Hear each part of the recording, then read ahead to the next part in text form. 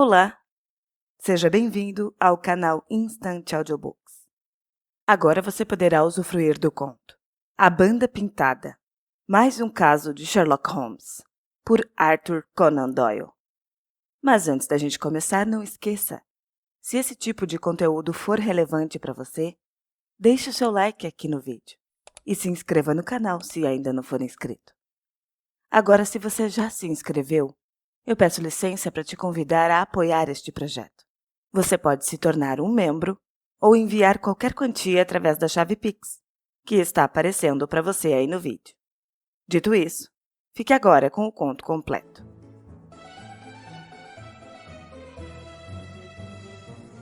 A Banda Pintada.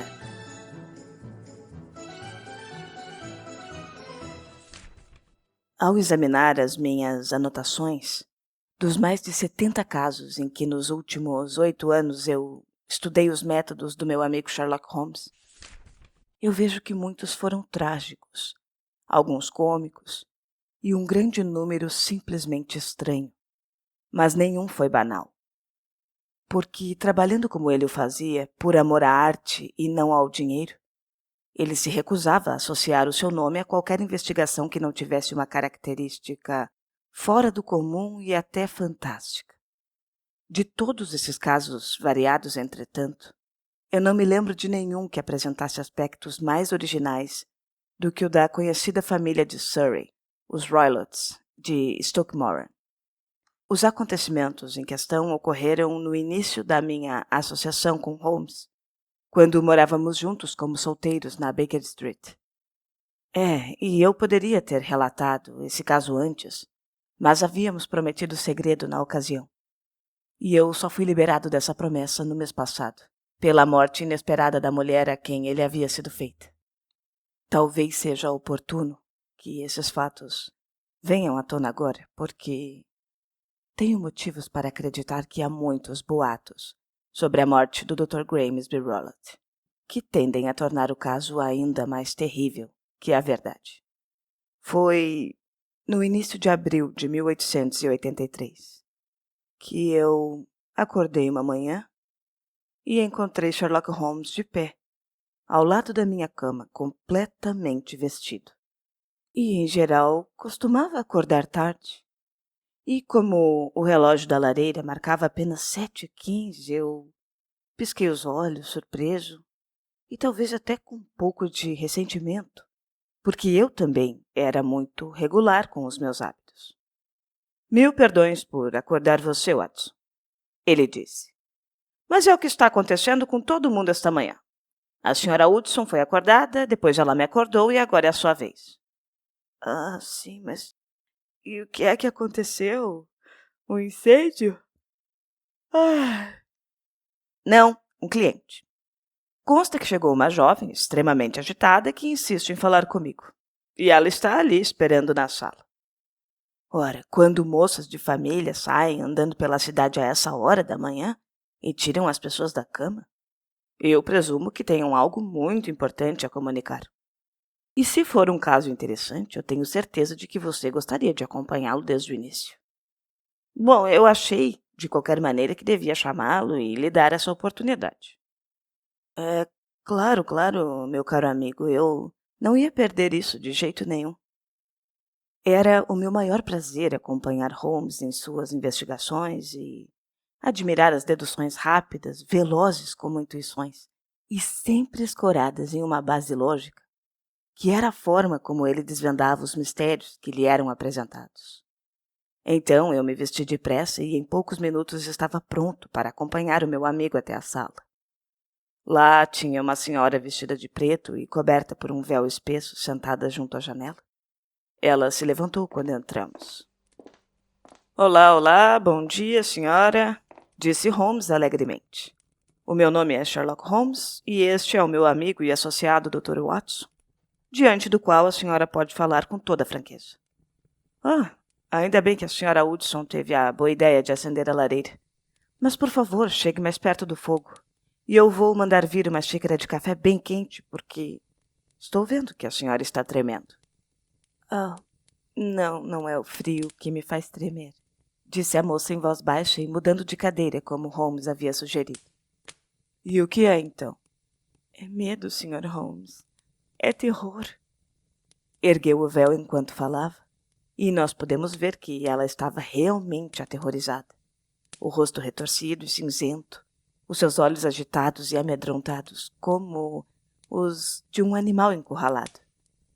A aparência era de uma mulher de uns 30 anos, mas os cabelos eram prematuramente grisalhos, e a sua expressão era cansada e ansiosa. Holmes a analisou com seus olhares rápidos e abrangentes. Ora, ora, não tenha medo, ele disse acalmando com a voz, e se inclinando para a frente deu um leve tapinha no seu braço. Nós vamos resolver o seu problema, seja o que for. E vejo que veio de trem.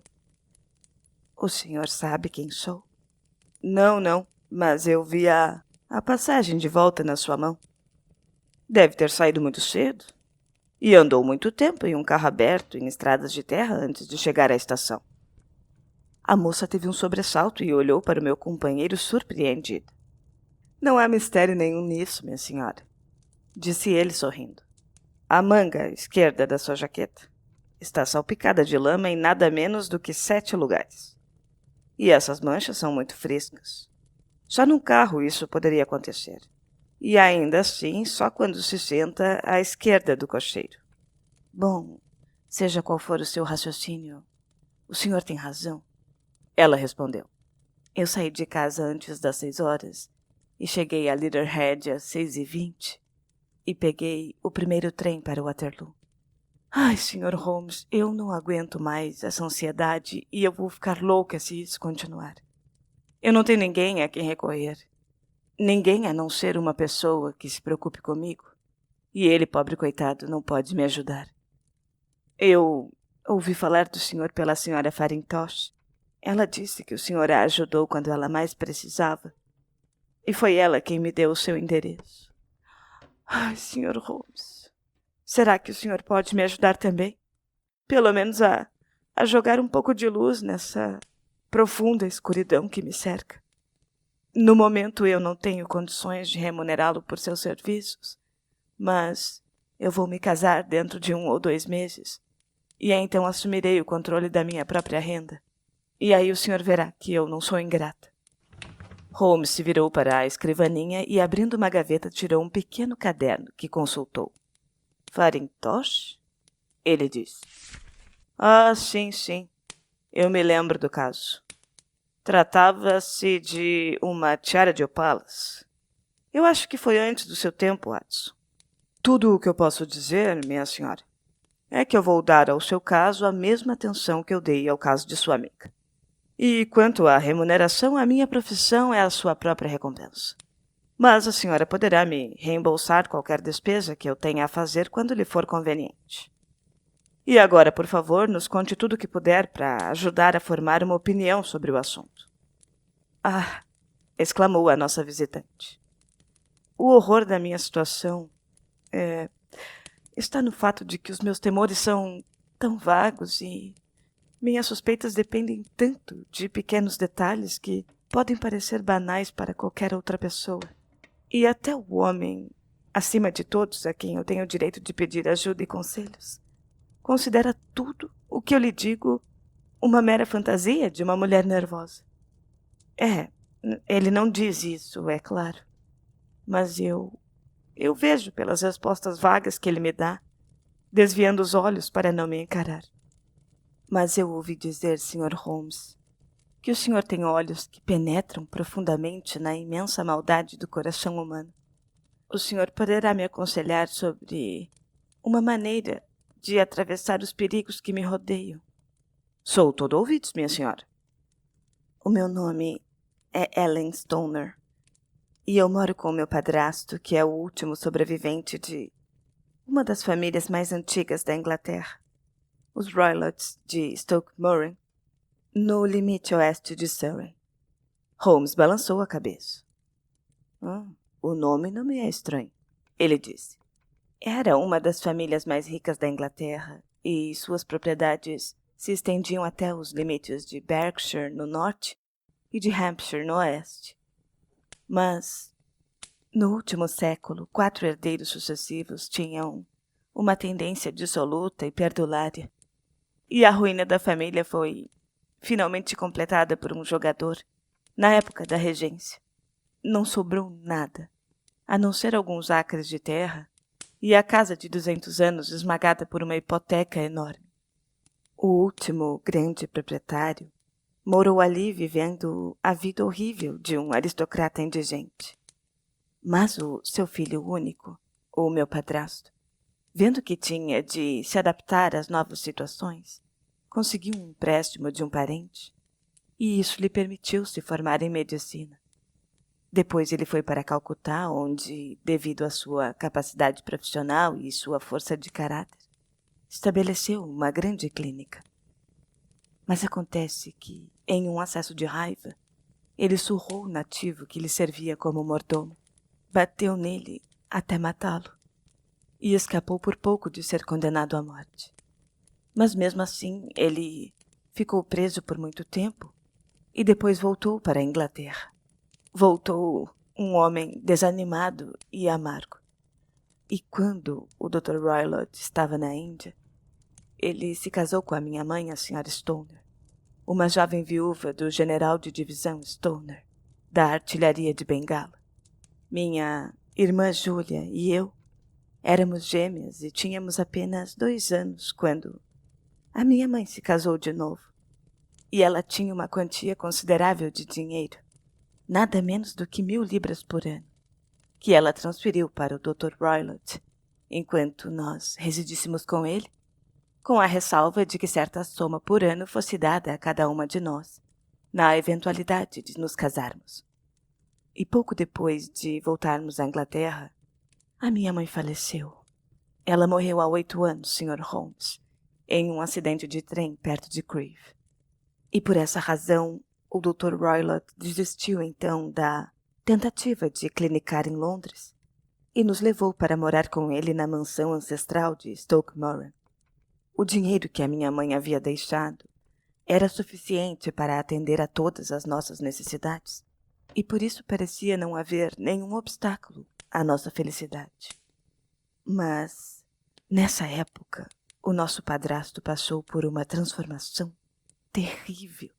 Ao invés de fazer amizades e visitar os nossos vizinhos, que de início haviam ficado muito contentes ao ver um Roylott de Stoke Moran mais uma vez tomando conta das antigas propriedades. Só que, ao invés disso, ele se fechou dentro de casa e quase nunca saía, a não ser para brigar violentamente com qualquer pessoa que surgisse à sua frente. E essa certa violência de temperamento, que chega quase à loucura, tem sido hereditária nos homens da família. E, no caso do meu padrasto, eu creio que havia sido intensificada por ele ter morado muito tempo nos trópicos. Houve uma série de brigas vergonhosas, e 2 terminaram na delegacia, até que, por fim, ele se tornou o terror do lugarejo, e todo mundo fugia quando ele aparecia, porque ele é tremendamente forte e é completamente incontrolável nos seus acessos de fúria. E veja só, na semana passada, ele jogou o ferreiro da aldeia dentro de um rio, e eu só consegui evitar um escândalo pagando todo o dinheiro que eu consegui arranjar. Não tinha nenhum amigo, a não ser os ciganos, e dava permissão para eles acamparem nos poucos acres cobertos de mato que representam a propriedade da família. E aceitava em troca a hospitalidade de suas tendas, e os acompanhava às vezes durante semanas. E também ele tem paixão por animais da Índia que lhes são enviados por um agente e que passeiam à vontade pela propriedade. Atualmente ele tem um leopardo e também um mandril, e esses bichos são temidos pelos camponeses quase tanto quanto o seu dono. E, bom, por tudo isso, Sr. Holmes, pode imaginar que minha pobre irmã Júlia e eu não tivemos uma vida muito agradável. Nenhum empregado permanecia conosco, e por causa disso, durante muito tempo, fizemos todo o trabalho doméstico. Júlia só tinha 30 anos quando morreu, mas o seu cabelo estava tão branco quase como o meu está ficando. Então a sua irmã morreu? Isso. Morreu há 2 anos. E é sobre a morte dela que eu quero falar com o senhor. Deve compreender que, levando a vida que eu acabei de descrever, havia poucas possibilidades de ver pessoas da nossa idade e posição. Mas nós tínhamos uma tia, irmã solteira de minha mãe, a senhorita Honoria Westphale, que mora em Harrow, e ocasionalmente tínhamos permissão de visitá-la. Júlia foi vê-la no Natal, há 2 anos, e lá ela conheceu um capitão de corveta, de quem ficou noiva, e o meu padrasto soube do noivado quando a minha irmã voltou e não fez objeção ao casamento. Mas 15 dias antes da data marcada para a cerimônia, ocorreu o fato terrível que me privou da minha única companheira. Sherlock Holmes estava recostado na poltrona com os olhos fechados e a cabeça apoiada em uma almofada. Mas ele entreabriu as pálpebras e olhou para a nossa visitante. Faça o favor de ser precisa quanto aos detalhes, ele disse. Ah, sim. Isso é muito fácil, porque todos os acontecimentos desse período horrível estão gravados na minha memória. A mansão, como eu já disse, é muito antiga e só uma ala ainda é habitada. Os quartos nessa ala são no andar térreo e as salas são no bloco central do prédio. O primeiro quarto é o do Dr. Roylott, o segundo da minha irmã e o terceiro é o meu. E não há comunicação entre eles, mas todos dão para o mesmo corredor. Eu estou sendo bastante clara? Perfeitamente. As janelas dos 3 quartos dão para o gramado. Naquela noite fatal, o Dr. Roylott tinha ido cedo para o quarto, embora soubéssemos que ele não tinha ido para a cama, porque o cheiro daqueles charutos hindus muito fortes que ele costumava fumar ficou incomodando minha irmã, e ela saiu do seu quarto e veio para o meu e ficou ali durante algum tempo, conversando sobre o seu casamento que se aproximava. E às 23 horas ela se levantou para sair, mas parou perto da porta e olhou para trás. Ela me perguntou: me diz uma coisa, Ellen. Você já ouviu alguém assoviar no meio da noite? E eu disse: não, nunca. E será que você não poderia assoviar sem saber enquanto dorme? Não, é claro que não, eu disse. Mas por que a pergunta? Porque nessas últimas noites, por volta das 3 horas, eu tenho ouvido sempre um assovio baixo, muito claro. E eu tenho sono leve, então por isso esse barulho me acorda. E eu não sei dizer de onde vem, talvez do quarto ao lado, talvez lá de fora. E eu só queria saber se você também tinha ouvido. Não, eu não ouvi nada, eu respondi. Devem ser aqueles ciganos acampados na propriedade. Ah, é bem provável, ela me disse. Mas é que se fosse lá fora, você também devia ter ouvido. E eu respondi: bom, mas o meu sono é muito mais pesado do que o seu. Bom, também, ela disse, não tem muita importância. Depois ela sorriu para mim, fechou a porta, e poucos segundos depois eu ouvi a chave virar na fechadura do seu quarto. Realmente? Disse Holmes. Vocês costumavam trancar a porta dos quartos à noite? Sempre. Por quê? Eu acho que eu mencionei que o doutor tinha um leopardo e um mandril, que andavam soltos. E nós só nos sentíamos seguros com as portas trancadas. Ah, sim. Por favor, continue. Eu não pude dormir naquela noite. Um sentimento vago de desgraça iminente me oprimia. E a minha irmã e eu, como deve se lembrar, éramos gêmeas. E o senhor sabe que há laços muito sutis que unem 2 almas tão intimamente ligadas. Era uma noite terrível, Sr. Holmes. O vento uivava lá fora e a chuva batia nas janelas. De repente, no meio daquela ventania, eu ouvi o grito de uma mulher aterrorizada. E eu sabia que era a voz da minha irmã. Então eu pulei da cama, enrolei um xale nos ombros e saí para o corredor. E quando eu abri a minha porta, tive a impressão de ouvir um assovio baixo, como o que a minha irmã havia descrito. E depois um som metálico, como se um bloco de metal tivesse caído. Quando eu me aproximei do quarto dela, eu vi que a porta estava aberta, balançando lentamente nas dobradiças. E eu fiquei olhando horrorizada, Sr. Holmes, sem saber o que estava prestes a sair do quarto. E, através da lâmpada do corredor, eu vi a minha irmã surgir na abertura da porta, com o rosto lívido de terror e com as mãos estendidas, como se estivesse pedindo socorro, cambaleando como uma bêbada. Eu corri para junto dela e a segurei nos meus braços. Mas, nesse momento, os seus joelhos se dobraram e ela caiu. Ela se contorcia como se estivesse com dores violentas e os braços e as pernas estavam retorcidos. A princípio eu pensei que não havia me reconhecido, mas quando eu me inclinei sobre ela, ela gritou de repente, com uma voz que eu jamais vou me esquecer. Ela disse: "Ah, meu Deus, Ellen, era a banda pintada." E havia mais alguma coisa que ela queria dizer. Apontou o dedo no ar na direção do quarto do doutor, só que ela teve outra convulsão que abafou as suas palavras. Eu saí correndo, chamando meu padrasto em voz alta, e o encontrei saindo do quarto de roupão. Quando ele chegou perto da minha irmã, ela já estava inconsciente. E embora ele tenha derramado cunhaque na sua garganta e mandado buscar auxílio médico na aldeia, foi tudo em vão. E ela morreu sem recobrar os sentidos. E esse foi o fim horrível da minha querida irmã. Só um momento, disse Holmes. Tem certeza a respeito do assovio e do som metálico? Poderia jurar sobre isso? Foi o que o juiz me perguntou também no inquérito. Eu tenho uma impressão muito forte de que eu ouvi isso, Sr. Holmes, mas com o barulho da tempestade e os rangidos habituais de uma casa tão velha, talvez tenha me enganado. A sua irmã estava vestida? Não, estava de camisola.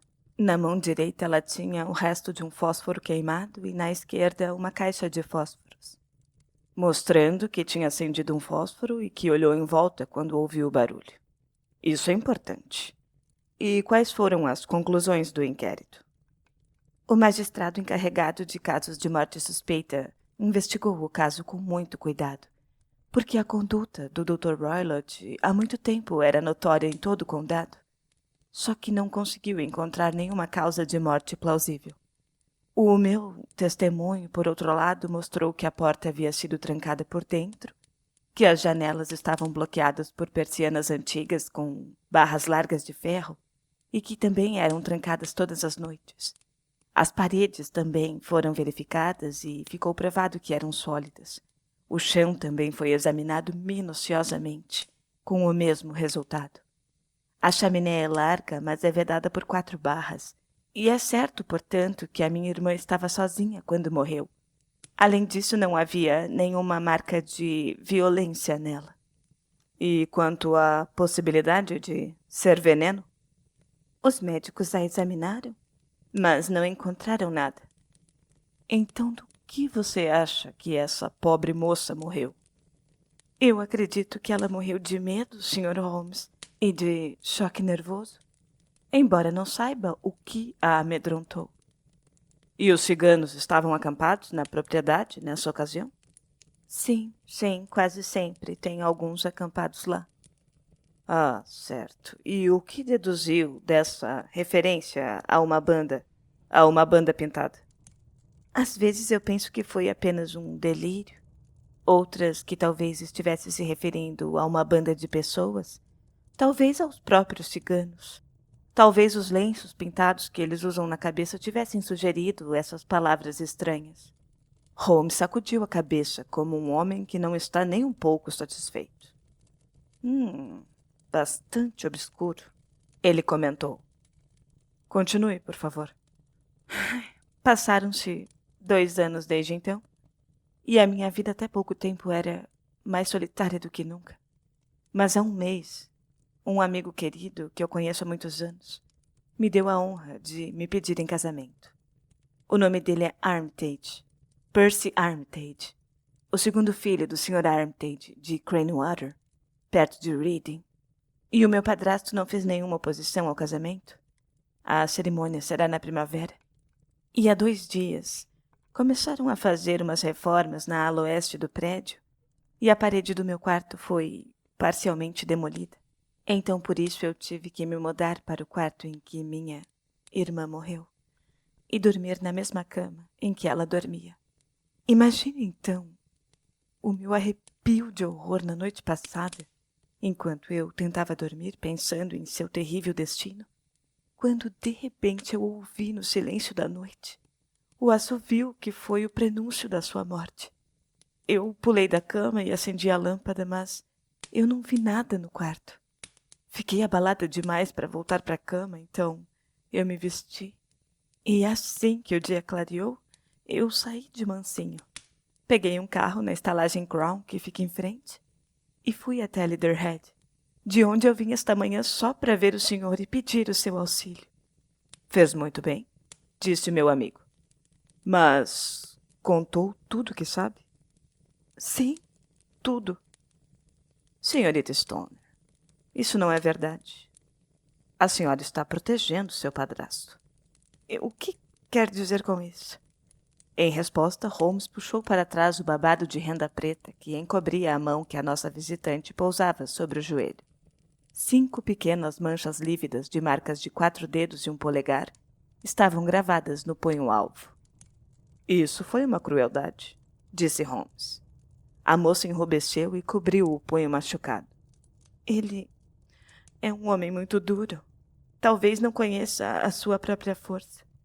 Houve um longo silêncio enquanto Holmes descansava o queixo nas mãos e contemplava o fogo crepitante. É um assunto bem complexo, ele disse finalmente. Há milhares de detalhes que eu gostaria de conhecer antes de decidir o que fazer. No entanto, nós não temos um minuto a perder. Se fôssemos a Stoke-Moran hoje, seria possível vermos os quartos sem que o seu padrasto soubesse? Por coincidência, ele disse que vinha à cidade hoje para tratar de assuntos importantes. Então é provável que fique o dia inteiro.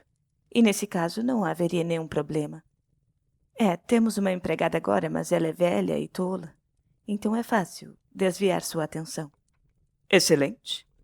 Você não faz nenhuma objeção a essa viagem, Watson? Oh, não, de maneira nenhuma. Então iremos os dois. E a senhora o que vai fazer? Já que eu estou aqui, há 1 ou 2 coisas que eu gostaria de fazer. Mas voltarei pelo trem das 12 horas e estarei lá à sua espera. Pode nos aguardar à tarde. E eu também tenho algumas coisas a fazer. A propósito, não quero esperar e tomar o café? Não, eu preciso ir. Mas já me sinto mais leve desde que confiei o meu problema aos senhores. Será um prazer revê-los hoje à tarde. Puxou o véu sobre o seu rosto e saiu. Ai, o que é que acha disso tudo, Watson? Perguntou Sherlock Holmes, reclinando na poltrona. Parece uma história profundamente sinistra. Bastante sinistra. Mas, no entanto, se a moça está certa quando diz que o chão e as paredes são sólidos e que a porta e a janela e a chaminé são intransponíveis, então a irmã dela estava, sem dúvida alguma, sozinha quando chegou ao seu estranho fim. E o que é que me diz dos assovios noturnos e das palavras tão esquisitas da moça quando morreu? Não sei o que pensar.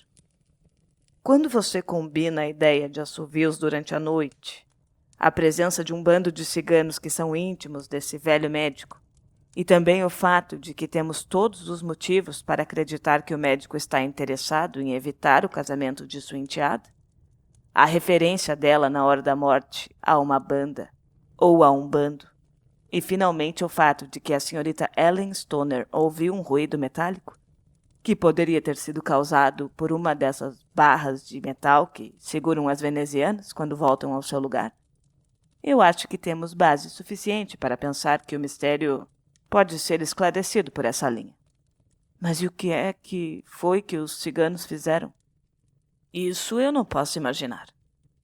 Eu vejo muitas objeções a essa teoria. Eu também, Watson. E é exatamente por esse motivo que vamos a Stoke-Moran nesta tarde. Eu quero ver se essas objeções são inevitáveis ou se podem ser explicadas. Mas o que é isso? Diabos? A exclamação do meu amigo foi motivada pelo fato de que a porta havia sido aberta de repente, e um homem enorme surgiu no vão. Suas roupas eram uma mistura curiosa de profissional liberal e agricultor. Ele usava uma cartola preta, um fraque comprido, perneiras altas e estava com um chicote na mão. Era tão alto que a cartola tocava no alto vão da porta e a largura dos seus ombros quase bloqueava a abertura. Um rosto grande, riscado por 1000 rugas e queimado de sol, em uma tonalidade amarela e marcado por todos os sentimentos malignos. E ele se virava de um lado para o outro, enquanto aqueles olhos fundos e biliosos e o seu nariz afilado e descarnado lhe davam um ar de ave de rapina feroz. "E qual dos senhores é Holmes?" ele perguntou. "É o meu nome, senhora, e gostaria de saber o seu", disse o meu companheiro tranquilamente. "Sou o Dr. Grimesby Roylott, de Stoke-Moor." "Oh, muito prazer, doutor", disse Holmes com suavidade. "Tenha a bondade de se sentar." "Nada disso. A minha enteada esteve aqui. Eu a segui. E o que é que ela lhe contou?" Está um pouco frio para essa época do ano", disse Holmes. "O que é que ela lhe contou?" berrou o velho furioso. "Mas eu ouvi dizer também que as flores da primavera estão quase brotando", continuou meu amigo imperturbável. "Ah, está querendo me enganar, não é?" disse o nosso novo visitante, dando um passo à frente e sacudindo seu chicote. "Eu conheço o senhor, seu patife. Já ouvi falar do senhor. É Holmes, o intrometido." O meu amigo sorriu. "Holmes, o intruso!" O sorriso se alargou. "Holmes, o empregadinho da Scotland Yard." Holmes riu gostosamente. A sua conversa é muito divertida", ele disse. "E quando sair, tenha a bondade de fechar a porta, porque está provocando uma corrente de ar." "Eu irei embora quando tiver dito o que vim dizer." "Não ouse se intrometer em meus negócios. Eu sei que a senhorita Stoner esteve aqui porque eu a segui. Eu sou um inimigo perigoso. E olhe só." Avançou depressa, pegou o esticador de fogo e o torceu ao meio com suas enormes mãos morenas. "Tenha o cuidado de ficar fora do meu alcance." Ele rosnou e, jogando o atiçador retorcido na lareira, saiu a passos largos. "Parece um sujeito muito amável", disse Holmes rindo. "Eu não sou tão grande quanto ele, é verdade, mas se tivesse se demorado só um pouquinho mais, eu ia lhe mostrar que as minhas mãos não são mais fracas do que as dele." E enquanto falava, pegou o atiçador de aço e, com um esforço brusco, ele o endireitou novamente. Imagine a ousadia dele de me confundir com os detetives da polícia. Mas este incidente dá mais sabor à nossa investigação, Watson. E eu só espero que a nossa amiguinha não venha a sofrer por causa da sua imprudência de se deixar seguir por esse bruto. E agora vamos tomar café e depois eu vou dar um passeio até a Associação de Doutores em Direito Civil, onde eu espero conseguir algumas informações que poderão nos ajudar nesse assunto. Eram quase 13 horas, quando Sherlock Holmes voltou de sua peregrinação. Trazia na mão uma folha de papel azul coberta de anotações e números. "Eu vi o testamento da esposa falecida", ele disse. "Para determinar o seu significado exato, eu fui obrigado a calcular os preços atuais dos investimentos a que se refere. Bom, e a renda total, que na época em que ela faleceu era um pouco inferior a 1.100 libras por ano, agora, devido à queda dos preços agrícolas, não passa de 750 libras. E cada uma das filhas tem direito a uma renda de 250 libras ao se casar. Então é evidente, portanto, que se as duas moças tivessem se casado, aquela belezinha ficaria com muito pouco dinheiro. E mesmo se só uma delas se casasse, ele já não ficaria bem de vida. O meu trabalho desta manhã, Watson, não foi em vão, já que ele provou que ele tem motivos de sobra para impedir que isso aconteça." Watson, isto é sério demais para permitir demoras, principalmente porque o velho sabe que estamos interessados em seus negócios. Portanto, se você já estiver pronto, vamos pegar um cabriolé para ir até Waterloo. E ficaria grato se você levasse o seu revólver no bolso. Um LA número 2 é um excelente argumento para cavalheiros que dão nós em atiçadores de aço. Só precisamos disso e de uma escova de dentes. Em Waterloo, nós tivemos a sorte de pegar um trem para Leatherhead, onde alugamos uma charrete na estalagem da estação e andamos 6 ou 7 quilômetros pelas lindas estradas rurais de Surrey. E o dia estava perfeito, com um sol brilhante e umas nuvens esgarçadas no céu. As árvores e as sebes se revestiam com os primeiros pálidos rebentos da primavera, e o ar estava perfumado com o cheiro agradável de terra úmida. Só que para mim, pelo menos, havia um estranho contraste entre a doce promessa da primavera e a investigação sinistra que nos levava por esses caminhos. O meu companheiro estava sentado à frente, de braços cruzados, com o chapéu cobrindo os olhos e o queixo afundado no peito, imerso em seus pensamentos. Mas de repente ele teve um sobressalto, bateu no meu ombro e apontou para os campos. Watson, olha ali, ele disse. Um parque se estendia por toda uma colina suave, terminando em um bosque denso no ponto mais alto. Ali, por entre os galhos das árvores, se divisava o telhado cinzento e alto, em várias águas, de uma velha mansão. É Stockmore? Ele perguntou. Sim, senhor. Essa é a casa do Dr. Grimesby Roylott, respondeu o cocheiro. Ah, sim, estão fazendo umas obras ali, disse Holmes. E é para lá que nós vamos. E lá é a aldeia, senhor, disse o cocheiro apontando para um aglomerado de telhados à esquerda. Mas se o senhor quiser ir para a mansão, é mais rápido seguir o caminho que atravessa o campo. É ali, está vendo, aonde está andando aquela senhora? Oh, sim. E essa senhora, se eu não me engano, é a senhorita Stoner, observou Holmes, protegendo os olhos com a mão. Sim, eu acho que é melhor fazer o que o senhor sugeriu. Nós descemos, pagamos o cocheiro e o carro voltou para Leatherhead. É que eu achei melhor que... disse Holmes enquanto caminhávamos. Que ele pensasse que estamos aqui como arquitetos ou por algum motivo profissional. Assim talvez não comente a nossa presença. Boa tarde, senhorita Stoner. Como está vendo, cumprimos a nossa promessa. Nossa cliente dessa manhã se apressou em vir ao nosso encontro e demonstrava alegria em seu rosto.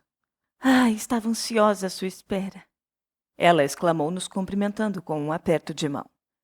Tudo saiu maravilhosamente bem. O Dr. Roylott foi à cidade e é pouco provável que volte antes de escurecer. Nós tivemos o prazer de conhecer o doutor, disse Holmes e, em poucas palavras, contou a ela o que tinha acontecido. A senhorita Stoner empalideceu. Ah, meu Deus! Ela exclamou. Então ele me seguiu. É o que parece. Ele é tão astucioso que eu nunca sei como me defender dele. O que será que ele vai dizer quando voltar? Ele deve se precaver, porque talvez descubra que há alguém mais astucioso do que ele em seu encalço. Deve trancar sua porta hoje à noite, senhorita. Se ele ficar violento, nós vamos levá-la para a casa de sua tia em Harrow. E agora vamos aproveitar o tempo de que dispomos. Por favor, nos leve imediatamente aos quartos que queremos examinar. O prédio era de pedra cinzenta, com a parte central alta e duas alas laterais curvas, como garras de um caranguejo. Em uma dessas alas, as janelas estavam quebradas e cobertas com tábuas, o telhado estava desabado, as paredes esburacadas. A parte central estava um pouco melhor e a ala direita era relativamente moderna. As persianas nas janelas e a fumaça azul saindo das chaminés mostravam que era ali que a família residia. Haviam instalado um andaime na parede dos fundos e algumas pedras estavam quebradas, mas não se via sinal dos trabalhadores quando nos aproximamos. Holmes andou lentamente de um lado para o outro do gramado mal aparado e examinou minuciosamente a parte externa das janelas. Essa aqui deve ser a do quarto em que a senhorita costumava dormir. A do centro era o quarto da sua irmã. E aquela ali é a do quarto do Dr. Roylott? Exatamente. Mas agora eu estou dormindo no quarto do meio. Por causa das obras, pelo que eu entendi. E por falar nisso, não parece haver nenhuma necessidade urgente de consertar aquela parede dos fundos. Não havia nenhum motivo, Sr. Holmes. Eu acho que foi só uma desculpa para me tirar do meu quarto. Ah, isso é sugestivo. Bem, e do outro lado dessa ala estreita há um corredor que dá para os 3 quartos, não é? Há janelas nesse corredor? Sim, mas elas são muito estreitas, pequenas demais para que alguém possa passar. E como a senhora e a sua irmã trancavam as portas à noite, não era possível entrar nos quartos daquele lado. Agora, quer ter a bondade de ir até o seu quarto, fechar as janelas e trancar as persianas com as barras? A senhorita Stoner atendeu ao pedido. E Holmes, após um exame cuidadoso, tentou de todas as maneiras forçar as persianas, mas sem sucesso. Não havia nenhuma fresta na qual ele pudesse introduzir uma lâmina para suspender a barra. Examinou as dobradizas com a lente, mas elas eram de ferro fundido, embutidas na alvenaria maciça. Ele fez coçando o queixo um tanto perplexo. Minha teoria apresenta algumas dificuldades. Ninguém poderia passar por essa janela se estivesse trancada. Bom, vamos ver o interior para ver se pode nos esclarecer alguma coisa. Uma pequena porta lateral dava para o corredor pintado de branco, no qual 3 portas se abriam. Holmes se recusou a examinar o terceiro quarto, então nós fomos diretamente ao segundo, que era aquele em que a senhorita Stoner estava dormindo, e no qual a sua irmã havia morrido. Era um quarto pequeno e modesto, com o teto baixo e uma lareira aberta, como nas antigas casas de campo. Em um canto tinha uma cômoda escura, uma cama coberta de branco em outra parede, e uma penteadeira à esquerda da janela constituíam toda a mobília, com 2 pequenas cadeiras de vime também e um tapete no centro do quarto. As tábuas do assoalho e o forro das paredes eram de carvalho escuro, tão velho e desbotado que deveria ser da época da construção da casa. Holmes puxou uma das cadeiras para um canto e se sentou ali, silencioso, deixando os olhos correrem em volta, observando todos os detalhes daquele cômodo. Essa campainha aqui, ela toca onde? Perguntou finalmente, apontando para um grosso cordão pendurado ao lado da cama, com a borla repousando sobre o travesseiro. No quarto da empregada. E ele parece mais novo do que as outras coisas do quarto. Sim, foi instalado há uns 2 anos. E foi a sua irmã quem pediu isso? Não, eu acho que ela nem chegou a usar. Sempre fizemos tudo sozinhas. Então seria desnecessário instalar um cordão tão bonito. Me desculpe um momento que eu quero verificar o chão. Ele se esticou de cara para baixo com a lente na mão e depois engatinhou depressa de lá para cá, examinando minuciosamente as frestas entre as tábuas. Depois fez a mesma coisa com os painéis das paredes. Por fim, ele foi até a cama e ficou algum tempo olhando para ela e para a parede atrás. No final, pegou o cordão da campainha e o puxou com força. Mas é falso? Ele disse. Não toca? Não. E nem está ligado a nenhum fio. Isso é muito interessante. Podem ver, inclusive, que ele está pendurado em um gancho logo acima da pequena abertura de ventilação. Mas que absurdo! Eu não tinha reparado antes.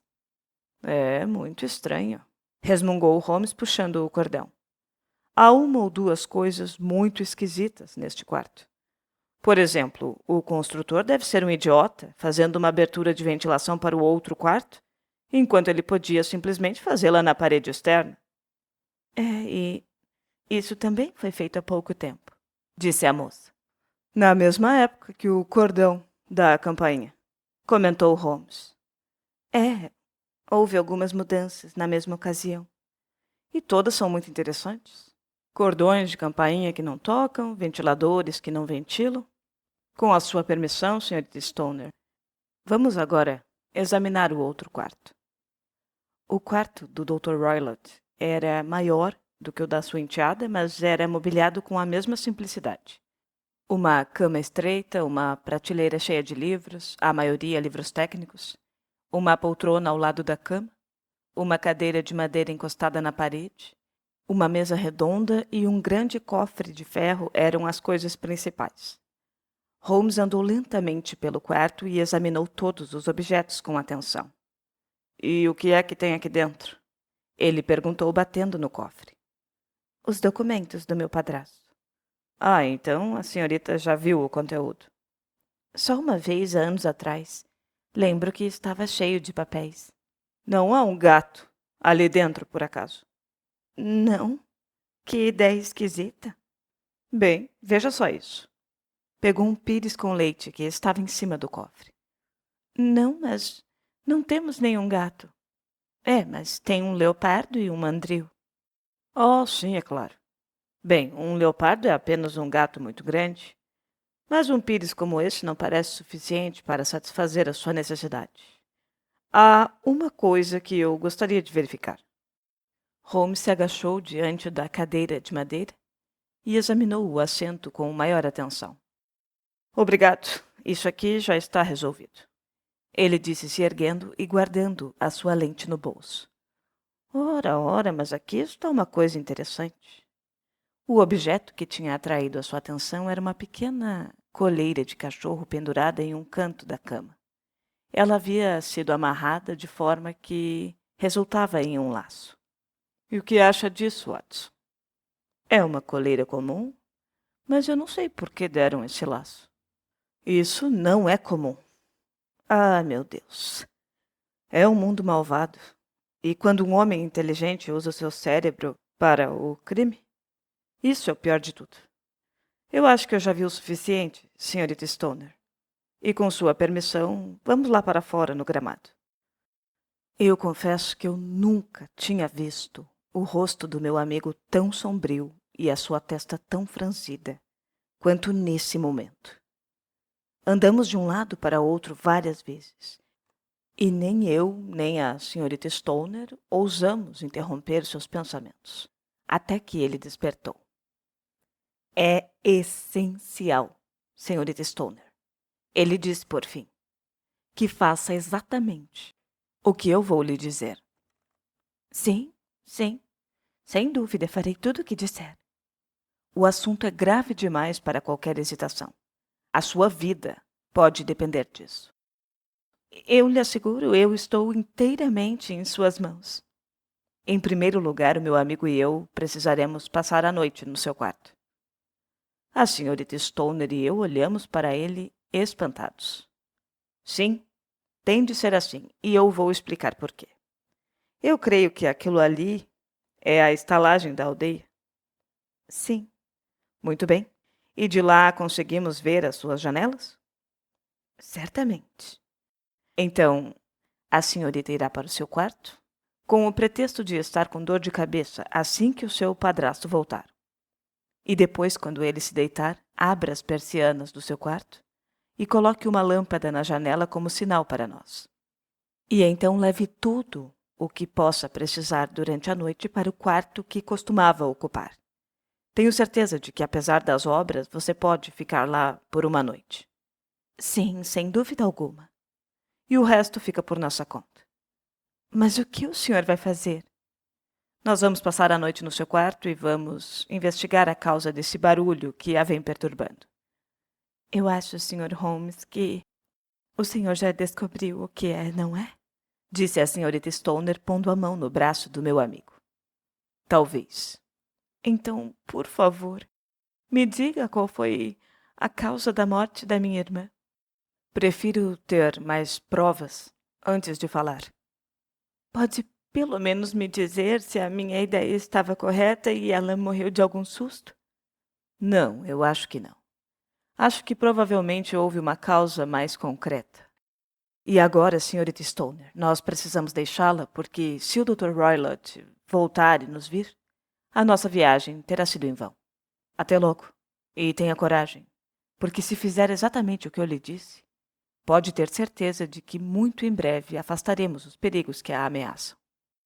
Sherlock Holmes e eu não tivemos dificuldade em alugar um quarto e uma sala na estalagem Crow.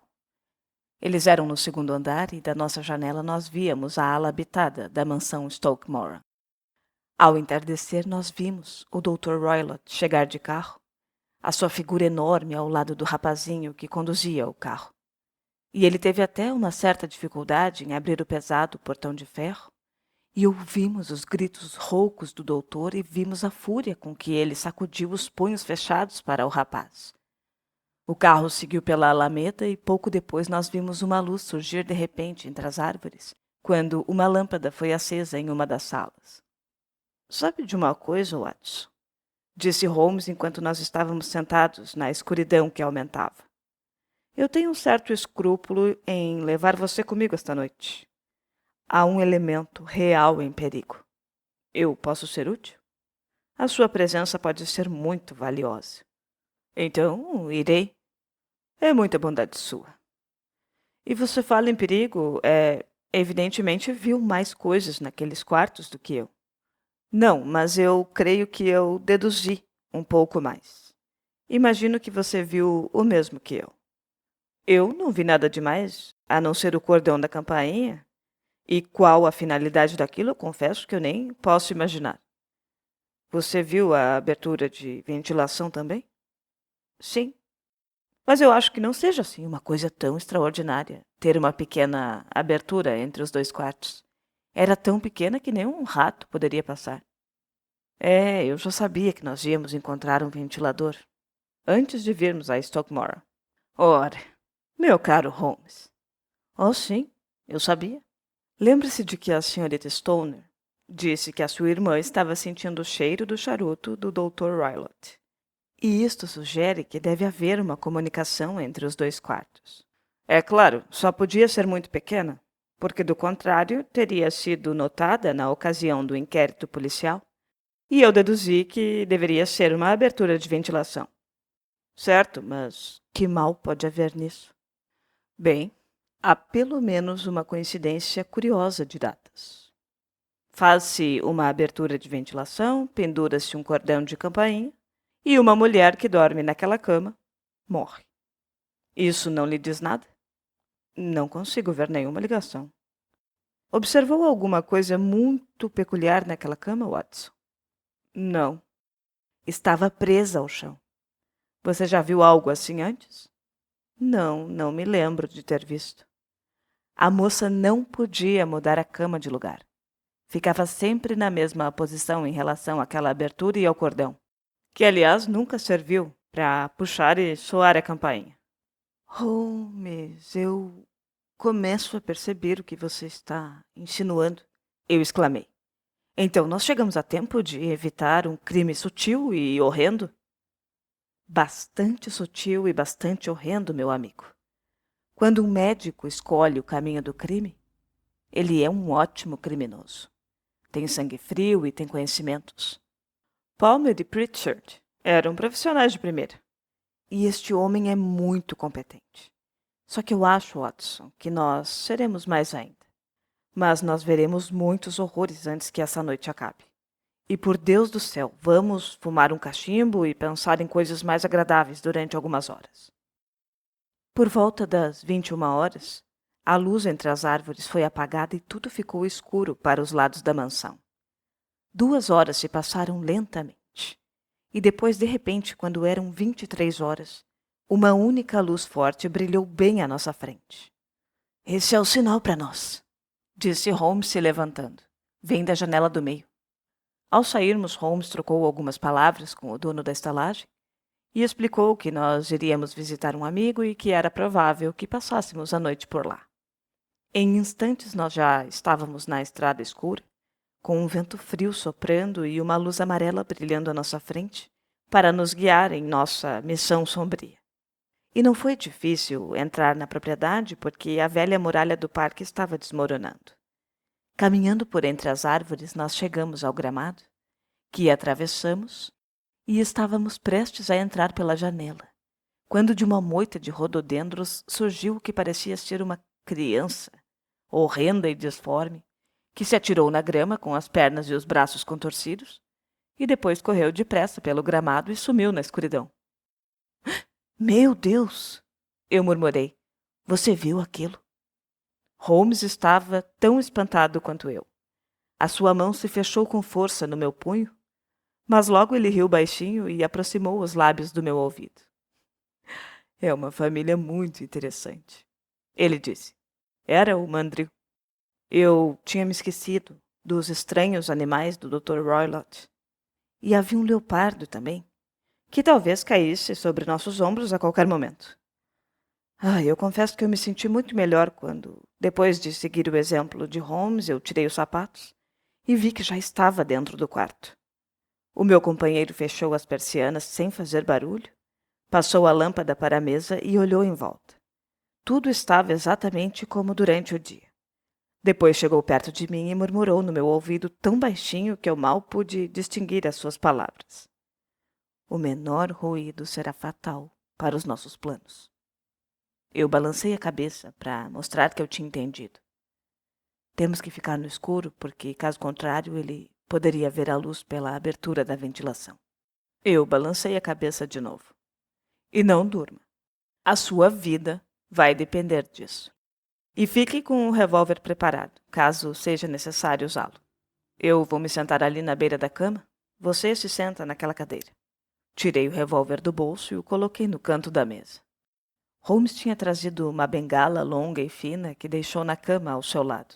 E junto dela ele pôs a caixa de fósforos e um pedaço de vela. Então apagou a lâmpada e nós ficamos no escuro. Eu nunca vou poder me esquecer algum dia daquela vigília horrível. Eu não ouvia nada, nem mesmo uma respiração. Mas eu sabia que o meu companheiro estava sentado ali, de olhos abertos, a poucos passos de mim, no mesmo estado de tensão nervosa em que eu me encontrava. As persianas cortavam qualquer raio de luz que pudesse penetrar e então nós aguardamos na mais completa escuridão. E de fora vinha o grito ocasional de alguma ave noturna, e uma vez bem na nossa janela veio um gemido felino, que nos indicou que o leopardo estava solto. Muito ao longe nós ouvimos os tons profundos do relógio da paróquia, que batia os quartos de hora. Ai, e como custavam a passar aquelas horas! 1:30, 1 hora, 2, 3. E nós continuávamos sentados em silêncio, só esperando o que podia acontecer. Foi então que, de repente, nós vislumbramos uma luz que vinha da direção da abertura de ventilação e que desapareceu imediatamente. Mas foi seguida de um cheiro forte de óleo queimado e de metal aquecido. Alguém no quarto ao lado tinha acendido uma lanterna furta-fogo. Ouvi também um som leve de movimento e depois tudo ficou mais uma vez em silêncio, embora o cheiro ficasse cada vez mais forte. Durante meia hora eu fiquei sentado, com os ouvidos atentos, e então de repente eu ouvi outro ruído, um som muito baixo e suave como o de um pequeno jato de vapor escapando de uma chaleira. No mesmo instante em que eu ouvi esse barulho, Holmes saltou da cama e acendeu o fósforo, e bateu furiosamente com a bengala no cordão de campainha. "Está vendo, Watson?" ele gritou. "Está vendo?" Mas eu não vi nada. Quando Holmes riscou o fósforo, eu ouvi um assovio, bem baixo e bem nítido. Mas o brilho repentino que atingiu os meus olhos cansados não me deixou ver o que o meu amigo fustigava com tanta fúria. Eu só pude ver que o seu rosto estava muito pálido e cheio de horror e asco. Ele tinha parado de bater no cordão e estava olhando para aquela abertura, quando o silêncio da noite foi quebrado por um grito. O grito mais horrível que eu já ouvi na vida.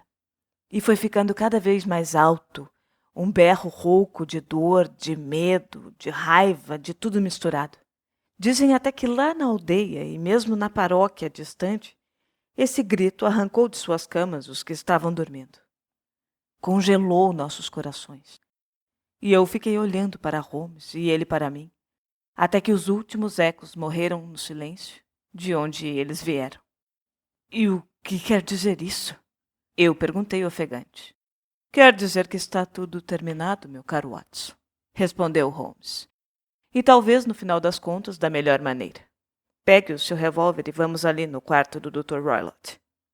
Com uma expressão grave, ele acendeu a lâmpada e se dirigiu para o corredor. Bateu 2 vezes na porta do quarto do doutor, mas sem obter resposta. Então girou a maçaneta e entrou, e eu atrás dele com a pistola na mão. Foi uma cena muito peculiar a que nós vimos. Na mesa havia uma lanterna furta-fogo com a portinhola meio aberta, que jogava um feixe de luz brilhante sobre o cofre de ferro, cuja porta estava aberta. Junto à mesa, na cadeira de madeira, estava sentado o Dr. Roylott, enrolado em um longo roupão cinzento, com os tornozelos nus expostos e os pés metidos em chinelos vermelhos. Tinha no colo aquela coleira com a laçada que tínhamos visto durante o dia, e o queixo apontava para cima, e os olhos estavam fixos com uma expressão horrenda no canto do teto. Em volta da testa dele tinha uma banda amarela esquisita com pintas marrons que parecia estar muito apertada. Ele não se mexeu quando nós entramos, não fez nenhum ruído. A banda, está vendo? É a banda pintada, murmurou Holmes. Eu dei um passo à frente. Em um instante, aquela estranha banda começou a se mover e surgiu em meio ao cabelo a cabeça triangular achatada e o pescoço inchado de uma serpente asquerosa. É uma Crite, disse Holmes, a cobra mais venenosa da Índia. Ele morreu uns 10 segundos depois da mordida. A violência realmente recai sobre os violentos. E aquele que prepara a armadilha acaba caindo nela.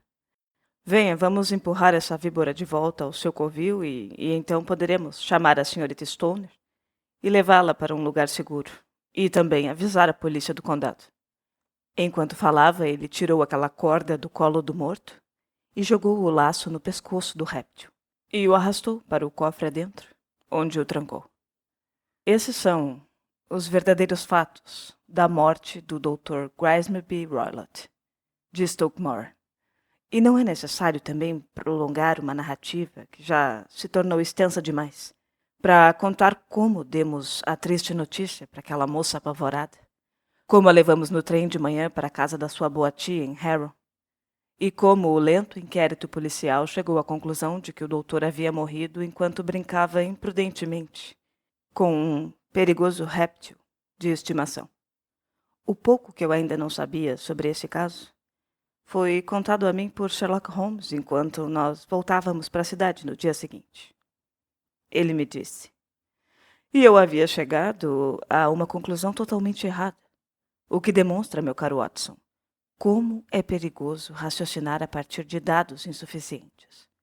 A presença dos ciganos e o uso da palavra banda pela pobre moça para poder explicar o que ela tinha visto de relance com a luz do fósforo foram suficientes para me indicar uma pista inteiramente errada. Eu só posso reivindicar o mérito de ter reconsiderado de imediato a minha posição quando ficou claro que qualquer perigo que ameaçasse o ocupante do quarto não poderia vir nem da janela e nem da porta. Como eu já comentei com você, a minha atenção foi atraída para aquela abertura de ventilação e para o cordão de campainha pendurado ao lado da cama. A descoberta de que aquele cordão era falso e de que a cama estava presa no chão deu origem à suspeita de que o cordão servia de ponte para alguma coisa que passasse por aquela abertura e viesse até a cama. Foi aí que logo me ocorreu a ideia de uma cobra. E quando eu soube que o doutor tinha uma espécie de animais da Índia, eu achei que estava na pista certa. A ideia de usar uma forma de veneno que não pudesse ser descoberta por nenhum teste químico era exatamente o que ocorreria a um homem inteligente e inescrupuloso que havia exercido a medicina no Oriente. Sabe, Watson, a rapidez com que esse veneno agia era também, do seu ponto de vista, uma vantagem. E qual seria o policial que iria descobrir aqueles 2 pontinhos que mostravam onde as 2 presas venenosas haviam feito o seu serviço? E então eu pensei no assovio. É claro que tinha que chamar a cobra de volta antes que a luz do dia revelasse a vítima. Então ele a treinou, provavelmente usando aquele pires de leite que nós vimos, para que ela voltasse quando fosse chamada. Então ele a colocava no buraco de ventilação, na hora que julgasse apropriada, certo de que ela iria deslizar pela corda e iria cair na cama. E poderia ou não morder a ocupante. Talvez ela escapasse todas as noites durante uma semana. Porém, mais cedo ou mais tarde, a cobra a atacaria. E eu havia chegado a essas conclusões antes mesmo de entrar no quarto dele. Um exame daquela cadeira Me mostrou que ele tinha o hábito de ficar em pé no assento, o que, é claro, era necessário para poder alcançar a abertura. Já o cofre, o pires de leite e a laçada naquela colheira foram suficientes para dissipar qualquer dúvida que eu ainda tivesse. O ruído metálico que tinha sido ouvido pela senhorita Stoner era causado pelo padrasto quando ele fechava rapidamente a porta do cofre depois de colocar lá dentro seu terrível ocupante. E tendo chegado a essa conclusão, você já sabe as medidas que eu tomei para obter as provas. Ouvi a criatura sibilar como você também deve ter ouvido, e imediatamente risquei o fósforo e a ataquei. E, consequentemente, você a fez recuar pela abertura. E também fiz com que ela se voltasse contra o seu dono do outro lado. Alguns golpes da minha bengala atingiram o alvo e despertaram sua fúria, fazendo assim com que ela atacasse a primeira pessoa que visse. Digamos que dessa maneira, sem dúvida alguma, eu sou indiretamente responsável pela morte do Dr. Grismeby Roylott. E posso afirmar que isso não vai pesar muito na minha consciência.